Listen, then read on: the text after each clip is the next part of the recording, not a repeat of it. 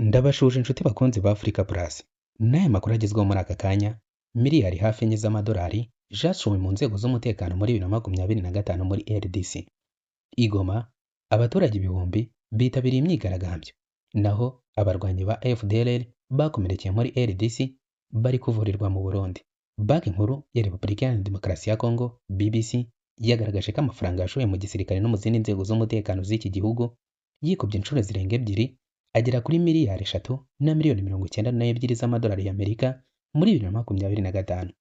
Aya mafaranga yashowe ahanini mu ntambara yo mu burasirazuba bwa RDC, aho ingabo z'iki gihugu zimaze igihe kirenga imyaka 4 zihanganye n'ihuriro FCM23 rigenzura ibice byinshi mu ntara ya Kivu y'Amajyaruguru na Kivu y'Amajyepfo. Leta ya RDC yashoye amafaranga menshi mu kugura ibikoresho bya gisirikare n'intwaro zigezweho ndetse no mu gutoza abasirikare, igamije kwisubiza ibice byose bigenzurwa na FCM23 biri mu mujyi wa Goma na Bukavu byafashwe mu ntangiriro z'uyu mwaka. Ahubwo FCM23 yambuye ihuriro ry'ingabo za leta ya RDC ibindi bice by'ingenzi biri mu mujyi wa Uvira mu ntangiriro z'Ukuboza 2025, nubwo nyuma yawuvuyemo ibisabwe na Leta Zunze Ubumwe za Amerika kugira ngo ibiganiro by'amahoro bikomeze. Raporo ngarukamwaka ya Banki Nkuru ya RDC igaragaza ko amafaranga yashowe mu nzego z'umutekano yiyongereyeho 119.2% muri 2025 ugereranyije n'aho ushowemo muri 2024. Ubu bwiyongere bukabije bw'aya mafaranga bwateje icyuho gikomeye mu ngengo y'imari ya leta, kikuba kabiri muri 2025 ugereranyije no mu mwaka wabanje. Ibi byatumye imishinga imwe n'imwe ibura amafaranga yo kwifashisha mu kuyishyira mu bikorwa. Banki Nkuru ya RDC byagaragaje ko kugira ngo leta ishobore kwishyura inguzanyo n'ibindi byihutirwa yakoresheje amafaranga y'ubwizigame bw'igihugu. Mu gihe amafaranga menshi yashyizwe mu bikorwa by'umutekano, ishoramari ry'abikorera muri RDC ryo ryagabanyutseho 22% mu mwaka wa 2025. BBC ryagaragaje ko iri gabanyuka ryabaye mu nzego zirimo urw'ubucukuzi bw'amabuye y'agaciro ryatewe n'impamvu zirimo ihungabana ry'umutekano w'igihugu. Iyi banki igaragaza ko muri 2026 ubukungu bw'iki gihugu buzakomeza guhura n'imbogamizi zishingiye ku ntambara ikomeje mu burasirazuba bw'iki gihugu. Imwe mu nkuru zikomeze guca ibintu mu Burundi no mu karere k'ibiyaga bigari mu burasirazuba ni uburyo ingabo z'iki gihugu n'imitwe bikorana bikomeje kugorwa n'urugamba rwo mu ntara ya Kivu y'Amajyepfo mu burasirazuba bwa Repubulika Iharanira Demokarasi ya Kongo.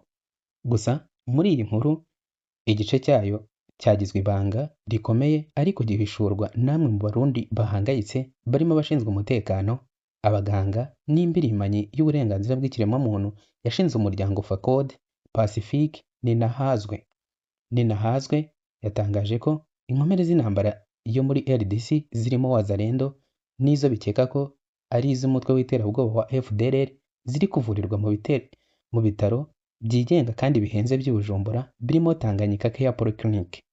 Yavuze ko ku nshuro ya mbere amakuru yahawe n'abarundi bagiye kwivuriza mu ishami ry'ibyo bitaro riri ahitwa Nyabugete muri zone ya Muha, nyuma yo gusanga umutekano waho wakajijwe n'abasirikare, havurirwa inkomere zirimo izivuga Iringara, Igiswahili, Igifaransa ndetse n'Ikinyarwanda. Nk'uko yabisobanuye, abaturage bamubwiye ko bahawe amakuru avuga ko izi nkomere ziyita Wazalendo zababwiye ko zagejejwe muri ibi bitaro n'umwe mu bakomeye mu mutwe w'imboneka rimwe witwa Willy Habarashize uzwi nka Brigadier General Kanyisha. Ati bavuga ko ayoboye batayo ebyiri z'imbonerakure zoherejwe kurwana muri Wazalendo. Yiha n'amapeti, ubu yitwa Kari General de Brigadier. Niyo bamwerekanye ku mafoto ubona yambaye imyenda ya gisirikare. Yakomeje agira ati ubwo rero niyo wazanye Wazalendo. Bavuga ko abakomerekeye mu ntambara ziherutse muri Kongo, abandi bavuga ko bakoze impanuka y'imodoka. Ninahazwe yasobanuye ko aya makuru yatumye atangira gukora icukumbura kugira ngo amenye niba koko ibitaro biri kuvurirwamo inkomere za Wazalendo na FDLR. Avuganye n'abaganga bamubwira ko harimo abavuga Ikinyarwanda, bidasobanuye ko harimo Abanyarwanda. Ati bamwe mu begereye abayobozi b'ibyo bitaro baradushatse bakidushuka. Icya mbere bagize bati inkuru mwavuze ko hari abarwayi bo muri Kongo bari kuvurirwa iwacu niyo 80% y'abahagwariye ubu nibo abarwayi, nubwo ari abarwanyi iby'uko ari aba FDLR ntibabyemeza. Nimukwiye gukomeza kubivuga mutyo. Uyu Murundi yasobanuye ko inshuro ya gatatu yavuganye n'abayobozi bo muri ibi bitaro bamwemereye ko hari abarwayi benshi bari kuvurirwa mu ishami ryabyo i Nyabugete, ariko ko hari n'abandi bari ku cyicaro gikuru cyabo kandi barembye cyane. Ninahazwe yatangaje ko yakiriye andi makuru yo kwinuba gukomeye kw'abasirikare b'u Burundi bari kuvurirwa muri bino bitaro, bemera ko bari kumwe n'abarwanyi bakomeye muri RDC, ariko ikibabaza cyane kikanabatangaza ari uko abo barwayi ari bo bafashwe neza kubarusha.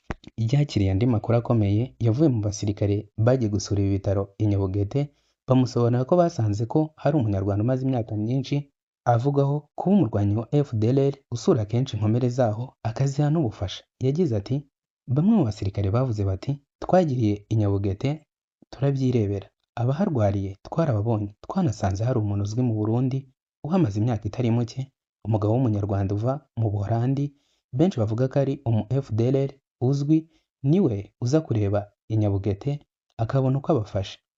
Pacifique yagaragaje ko inkuru y'uyu munyarwanda usura izi nkomere kandi uvugwaho kuba umurwanyi wa FDLR yatumye atangira kwemeza ko muri aba bavurirwa muri ibi bitaro harimo abagize uyu mutwe ufite umugambi wo guhungabanya umutekano w'u Rwanda. Leta y'u Burundi imaze imyaka myinshi ivugwaho gukorana n'umutwe w'iterabwoba wa FDLR. Kimwe mu bimenyetso bikomeye berutse kugaragara ni uburyo yakiriye abarwanyi bawo mu bigo bya gisirikare ubwo bahungaga mu ntangiriro z'Ukuboza 2025 nyuma y'aho ihuriro FCM23 rifashe umujyi wa Uvira. I Goma abaturage ibihumbi bahuriye hamwe mu mujyi wa Goma mu burasirazuba bwa Kongo bakora imyigaragambyo yahamagajwe no mu miryango itari iya leta mu bice bigenzurwa na FCM23. Ku mugoroba wo kuwa mbere amatangazo yaracicikanye kuri uyu wa kabiri haba imyigaragambyo mu bice bigenzurwa na FCM23 by'umwihariko mu mijyi minini nka Goma muri Kivu y'Amajyaruguru na Bukavu no muri Kivu y'Amajyepfo. Ibihumbi by'abaturage kuri uyu wa kabiri bamanutse mu mihanda cyane Goma, aho bagendaga baririmba amagambo ngo ntabwo dushaka ko itegeko nshinga rya Repubulika rihinduka. Imyigaragambyo yateguwe n'ihuriro ryitwa Société Civile yahereye ku kibuga cya Ozokaf ikomereza mu mihanda mikuru y'umujyi wa Goma. Uretse kwamagana gahunda ya Perezida Antoine Félix Tshisekedi yo guhindura itegeko nshinga, abari mu myigaragambyo banamaganye ubwicanyi bukomeje gukorerwa abasivile mu gace ka Beni mu ntara ya Uturi, bukaba bushinzwe umutwe wa ADF ukorana n'indi mitwe y'iterabwoba. Banamaganye ubwicanyi n'urugomo rukorwa mu misozi ya Minembwe muri Kivu y'Epfo. Aba bari mu myigaragambyo bamaganye ibihano byafatiwe n'abayobozi b'inyeshyamba za FCM23 bikozwe na Leta Zunze Ubumwe za Amerika n'Ubumwe bw'Uburayi. Gusa ku rundi ruhande hari abavuga ko iyi myigaragambyo yateguwe n'abayobozi ba FCM23 ariko bakayitirira imiryango itari iya leta. Umwe mu baturage bari mu myigaragambyo yavuze ko bifuza amahoro, ko bifuza ko haba ibiganiro aho gukoresha ibihano ku bantu bashaka amahoro. Itegeko ryo guhindura itegeko nshinga rya Repubulika Iharanira Demokarasi ya Kongo rishyigikiwe na benshi mu bashaka ko Perezida Felix Tshisekedi aguma ku butegetsi, mu gihe batavuga rumwe nawe bagaragaje ko bazakomeza kurwanya intambara yo kuburizamo uwo mugambi mu buryo bwose burimo n'imyigaragambyo.